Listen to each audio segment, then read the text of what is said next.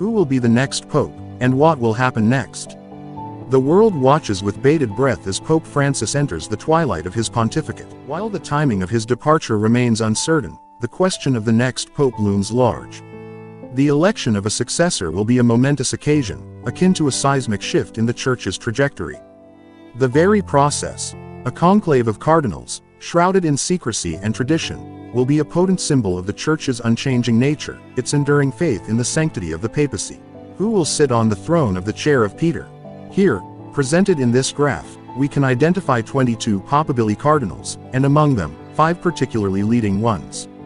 If we were to imagine distributing these cardinals in a manner, placing those most favorable to the preservation of Catholic tradition on the right and the most radical neo-modernists on the left, we would obtain an image like this. In red, I have highlighted the cardinals who are the most friends of tradition. On the left side, we find the more progressive wing of the Papabile cardinals. In the cobalt-colored segment, we find 3 cardinals who could be defined as moderates, very discreet in their assertions, but who are very likely sympathetic to Pope Francis's way of governance. But, among these cardinals, stands out Cardinal Filipe Neri from India. Though not mentioned in the image, he has been gaining substantial popularity lately due to his commitment to interfaith dialogue, which we shall touch on in a few moments. The prospect of a new pope arises with the clear understanding that a new leader must embody the true essence of the Church. Several names are being whispered in the corridors of power, each with their own unique blend of experience and conviction. However, will one of these 5 cardinals be the next pope? First on the list, Cardinal Filipe Neri. As a leader within the Church of India, Cardinal Ferro's approach includes embracing modern challenges and adapting the Church's mission to contemporary issues. However, his leadership in India reflects a blend of inter-religious dialogue and progressivist ideas. Second, Cardinal Luis Antonio Tagle, the Archbishop of Manila. Cardinal Tagle's outspoken commitment to the poor and marginalized resonates with a growing segment of the faithful. He's a vocal defender of the Church's social teaching, a stance that appeals to many in the contemporary world. However, his progressive views on certain social issues have raised concerns among traditionalists.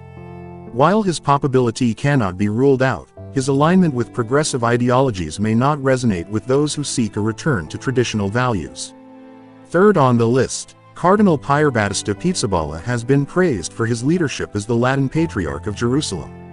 His papability is rooted in his diplomatic skills and his ability to navigate the complex political landscape of the Middle East. His relatively low profile compared to other cardinals may spring a surprise among the faithful if elected. Fourth, Cardinal Robert Serra is another prominent figure who has gained attention for his conservative stance on liturgical matters and his advocacy for a return to traditional practices.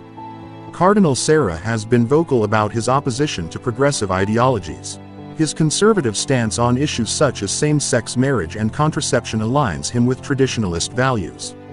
His book, God or Nothing, has been praised for its clarity and depth, making him a strong contender for the papacy.